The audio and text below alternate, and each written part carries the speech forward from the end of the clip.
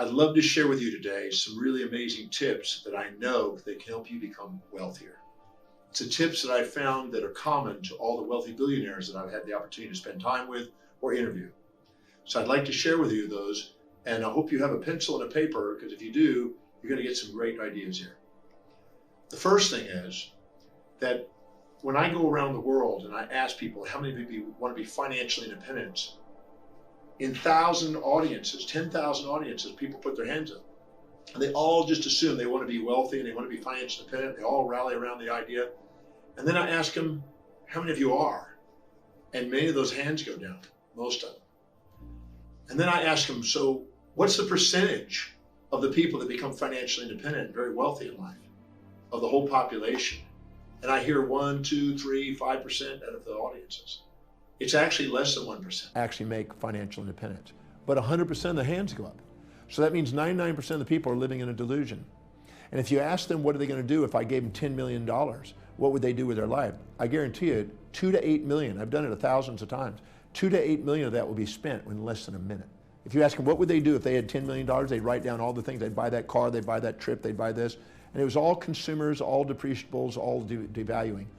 As long as they spend their money on depreciables and consumables, they really don't have a real desire for building wealth. They have to invest it and buy things that appreciate in value if they want to be wealthy. And people who don't have those values aren't going to get there. Majority of people don't become wealthy. They don't have financial wealth at least. They have wealth in other areas of life, but not financial wealth. And so there's a reason for that. Most people have a fantasy about being financially independent. But what they do is they have desires for immediate gratification and consumerism and buying things that depreciate value, and they never save and invest and build their fortunes. So I'd like to talk about how to raise true wealth building up on your value list, because the hierarchy of your values will dictate your financial destiny. The things you really value will determine what you act on when it comes to your money. You're always going to spend money according to what you value most. If you don't value really building financial independence and wealth, you'll probably end up spending your money on consumerism like the majority of the people. So I'd like to share with you what I call the 6 steps to wealth that can make a difference in your financial destiny. And it will raise wealth building higher on your value list than you've ever had it before. The first step, the first key to building wealth, is something that's so common sense that most people overlook it. And that is they have to have a desire to build a business, directly or indirectly, that serves vast numbers of people. And so when people feel successful, they feel confident enough as a leader to want to go make a difference in people's lives, and they give themselves permission to do it. And so they care enough what the people need. So they look for problems in the world. And the bigger the problems, the bigger the opportunities in business. So tell me where the biggest problems are in the world and what the people are struggling with and challenged by and missing. I always say that it's a mystery that needs to be solved, a problem that needs to be solved, a void that needs to be filled, a chaos that needs to be ordered, some solution needs to be brought in there. But a person who really cares about humanity finds the solutions, finds the answers, finds how to bring the needs to people, etc. When they do, business is going to boom because they care enough about people. You won't find any billionaire out there that hasn't built a business to serve vast numbers of people. You won't find it. You go to the head of Microsoft and Bill Gates, or you go to Richard Branson, or you go to Larry Ellison, or you go to Warren Buffett, or you go to any of the names that are billionaires. They've all built a business that serves vast numbers of people, great numbers of people. So if you don't have a desire to have a work ethic, you don't have a desire to directly or indirectly serve people, you may be having a fantasy that you're going to be financially independent somehow. But you have to directly or indirectly care about human beings. If you don't have a desire to serve, and I always say that when you can't wait to get up in the morning and be of service to people, people can't wait to get your service. If you don't have a desire to go out there and make a difference in the world and serve people and get up and do something amazing that can make a difference in their lives and serve some need, where's the money going to come from? Oh, you might go off and gamble on some investments to try to do it. But my objective is to help you realize that if you go and serve people, you deserve vast rewards. And the greater the numbers of service, the greater the numbers of rewards. And I find that when I ask people how many of you from Microsoft Windows, they all put their hands up. How many of you have heard of Warren Buffett? They built a brand. So the first thing is to write 200 benefits down of how building a business that serves vast numbers of people will serve your life. Because when you have a big enough reason for doing it, you will. When the why is big enough, the house take care of themselves. But you have to have a reason for going out and building wealth. So write the reasons down. And don't write down, oh, if I build that business, then I can buy that jet, I can travel those things, I can do this trip, I can spend my money, I can buy those clothes. That's consumerism. You want the benefits of actually going in there and directly or indirectly building a business that serves people. If your heart's not into that, it's not going to happen. You have to have a real reason for doing that. And that doesn't have to be directly. You might hire somebody that does part of that, but you need to have your heart and soul into serving people. That's important. So 200 benefits of serving vast numbers of people, directly or indirectly. And don't stop until you do it. And you'll probably stop at about 30 and go, I don't know what to write. That's probably because you don't have a big enough reason for doing it. But when you have big reasons to doing things, you get big jobs done. The second thing is to write 200 benefits of refining that business and working on that business and maximizing the efficiency of that business so it maximizes profits. And again, this can be directly or indirectly. But if you don't have a reason for refining it, where's your profits going to come from? So many people have an idea of building a business, but it takes prioritizing and delegating and making sure you're doing the most important things. Numero uno. The people who learn the art of focusing on the highest priority things, the things that produce the most and serve the most people in the most efficient way, they're the ones that have the profits. So you have to work on the business, not in just the business. If you do, you'll have more profit margins. And then the second you have 200 benefits of doing that, you will think of all kinds of ways in which you can do your business more effectively. And when you do, you'll serve more people, which is the source of income. The third step is 200 benefits of saving an ever-progressive portion of the profits. Because if you're not saving it, you're not building the crystal that starts the seed reaction. You need to make sure that you really have a value on serving people. You need to have a value on wealth, because if you don't really have a value on wealth, you'll spend it. If you have more of a value on spending it than saving it and investing it, it's going to keep going out the window. Because the money circulates through the economy from those who value it least to those who value it most over time. So you have to value wealth building more than spending. You have to value serving people more than just taking. And you have to be able to be dedicated to something that's really congruent with your values, or you won't stay with it. You won't build momentum and perseverance towards the accomplishment. And people who have a forced automatic savings in place and are willing to consistently study and research because they value wealth building. Warren Buffett by the time he was 11, he already read all the books in the Omaha, Nebraska library on wealth building by the age 11. He was committed to the outcome. People are really committed to wealth building. They study it, they research it, they mentor under it, they apply it, they have forced savings and investment structures in place. They constantly are trying to serve people, and they want to build a business that lasts. You have to start to save your money, because people who save their money and build up a liquid cushion stabilize their business. They have higher quality clients. They have less volatilities in their business. They attract more opportunities, more ideas, more associations in their business. And because of it, they're more confident to go and sell their business. So if you got $10 saved, you hang out with 10 heirs. You have 1,000 saved, you hang out with 1,000 heirs. You got $1 million saved, you hang out with millionaires. You got $1 billion saved, you hang out with billionaires. Saving your money and building up liquidity is the first step of building wealth. And I always say, save before you invest, before you speculate. But by saving and building up liquidity, you'll stabilize the business. And if you have a desire to serve, and you have a desire to make it more efficient, and you desire to save, you're on your way. Because if you never save your money, you'll be working your whole life for money. If you save your money, it'll start working its life for you. One is the slave, one's the master. The next one is 200 benefits of now progressively investing in ever greater degrees of return and reward in life. You want to earn the right to risk. You want to learn how to invest and study investing. If you really value something, you'll study it. If you really don't value it. I had a gentleman just today come up to me and he says, I want to be financially well off. I said, how many books have you ever read on the topic? He goes, I've never read a book on it. I said, you don't really want that. You want the lifestyle, the fantasies that people have. And fantasies will create your nightmares. You have to care about wealth building enough to study it and to learn it, to master it. When you really, really, really value something, you'll study it, you want to learn about it. If you're single or married acting single, and you basically meet somebody out there and you go, oh, they're attractive, you want to get to know them. Well, it comes to wealth too. The one who values money most is the one that gets it. Money circulates through the economy from those who value it least to those who value it most. So if you really, really value it, you'll study it, you'll learn about it. And you'll learn about investing. And you'll do it in a stair-step manner. You'll earn the right to risk. You'll reward yourself incrementally and not take so many risks that you end up blowing your money and gambling it away.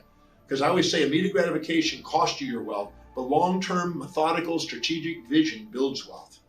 So the next is 200 benefits now of accumulating a fortune.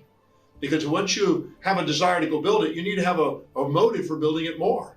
Because if you just sit there and want to get to your comfort zone and have financial independence, that's not really where it's at.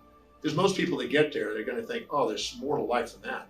I was financial independent many years ago. There's way more than just having enough money to not have to work. Because you really want to be able to get up and dedicate your life to a service anyway. I would rather be able to go so much financial independence I don't have to work, but I go to work because I love to work. I love to serve people. That's the difference. So you want to accumulate it so that way you have the power to do things in the world, have an influence in the world. The people who have the money and the people who have the gold are the ones that set the golden rules and get things done.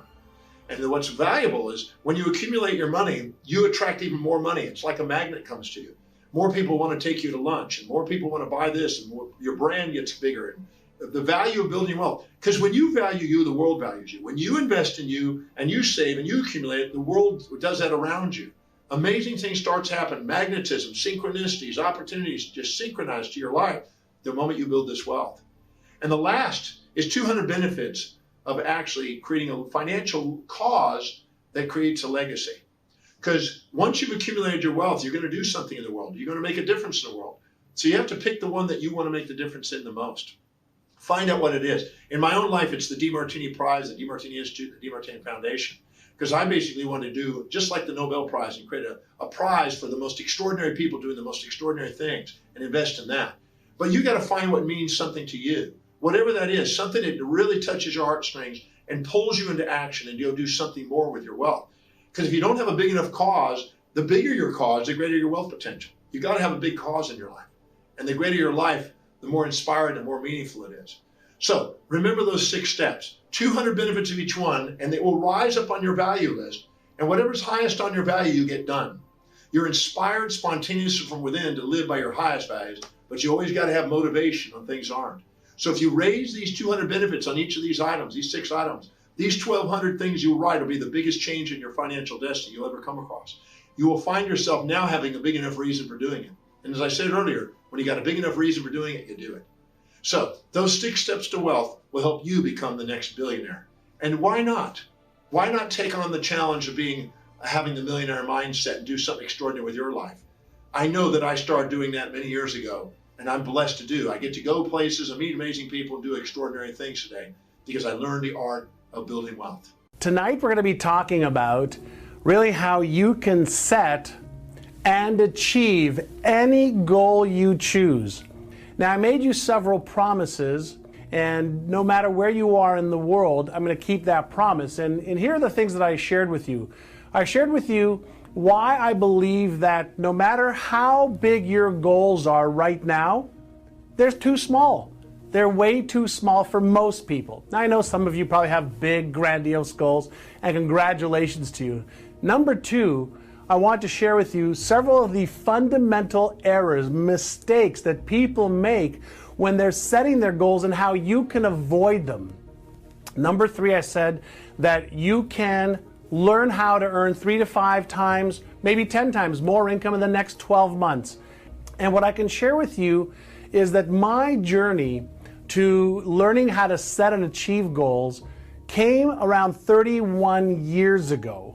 When I was 19 years old, I quit high school when I was in grade 11. My mother worked at a local department store. We weren't poor. We had food on the table, lots of love, but we never had more than enough. And I was getting myself into an enormous amount of trouble, but I knew that I had something within me that I really wanted to achieve success. But I didn't know how I could until I met one man. And this man's name was Alan Brown, and he was a real estate developer and the owner of several real estate companies in Toronto, Canada. And Alan pulled me aside and asked me a few questions. And I'm going to ask you a couple of those questions today or tonight, depending on where you are. But the first question he asked me was this. He said to me, are you interested in becoming a millionaire? Or are you committed to really achieving some grand goals and making something worthwhile with your life?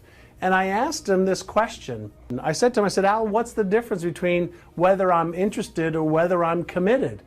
And he said to me something that stayed with me for 31 years, that hopefully will stay with you for a long time. He said the difference between interest and commitment is this. He says, if you're interested in achieving your goals, if you're interested in becoming wealthy, if you're interested in those things, you won't do what it takes. You'll do what's convenient, what's easy, and what everybody else does.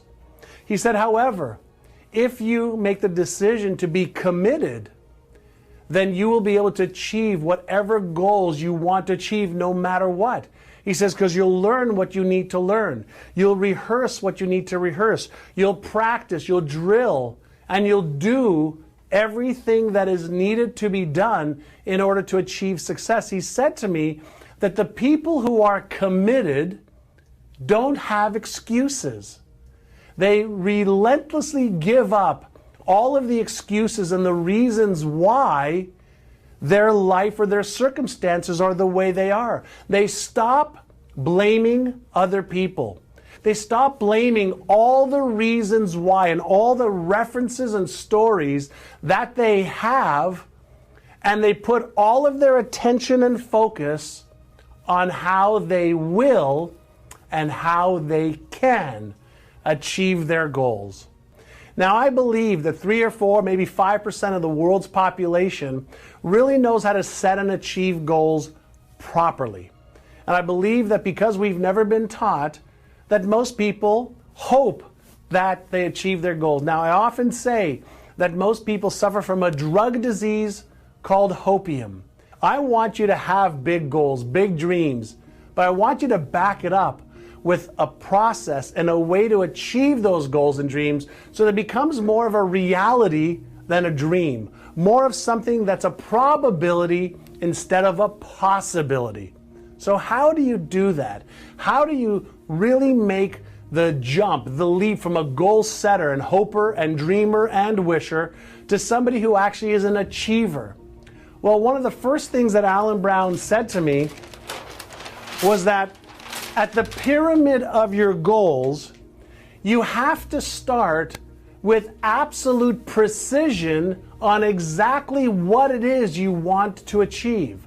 So if you think about your goals as your bullseye, what is going to give you the focus of exactly what you're committed to achieving in the different areas of your life? The reason I want you to be so precise is for two reasons, Number one, when you are precise and exact in what you want, you're giving specific instructions to your brain on what to focus on. And we know that people who have learned how to focus on exactly what they want will achieve their goals significantly higher percentages than people who don't have clarity of focus. So how much money do you want to earn in the next 6 months, in the next 12 months, in the next 36 months? What do you want to achieve spiritually? What do you want to achieve in your business or career, specifically and precisely? What are you going to achieve in your relationships? What are you going to achieve in your legacy, your charitable contributions of your time and finances? See, I want you to choose goal or a goal that you've never achieved before. The number one mistake that people make when setting their goals is they look at their present circumstances, like their bank account or the amount of business they have coming in or their job, and they allow all of the present circumstances or their past history to dictate what they can do today, tomorrow, next week, or the future. So mistake number one is do not allow your past or present circumstances to control your thinking or your goal setting part of this process. You cannot do that, because when you look at what you've got, or you look at the economy, you look at the past, and you focus on that, you are neurologically, physiologically, biologically, and everything else you can think of, creating more of the same. So what I want you to do is I want you to set a goal you don't know how to achieve. I want you to set a goal that actually scares you a little bit. How do I know and how do you know when a goal scares you? You're going to feel uncomfortable. You're going to feel doubts and fears and maybe even a little anxiety, which means you're out of your comfort zone. That is good, not bad. When I was 19, and Alan Brown had me start with setting my goals for health, wealth, relationships, career, business, charity, etc., I had no idea how I was going to achieve it. I had no idea what I could put down on the piece of paper. But he said to me that just the act of writing down what you want to achieve, will send a neurological message to your brain. And if you focus on that every single day and you walk through the process I'm going to show you in just a moment, you'll be able to get your brain, your emotions, and your body in line with these goals. And then that's when the magic starts to happen.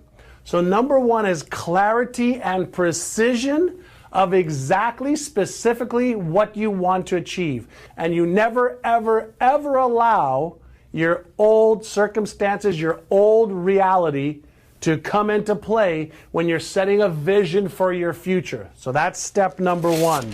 Now over here, I've got S, T, and P. The S stands for strategies. The T stands for tactics, and the P, okay, P stands for process. Strategies, tactics, and process. Now, what is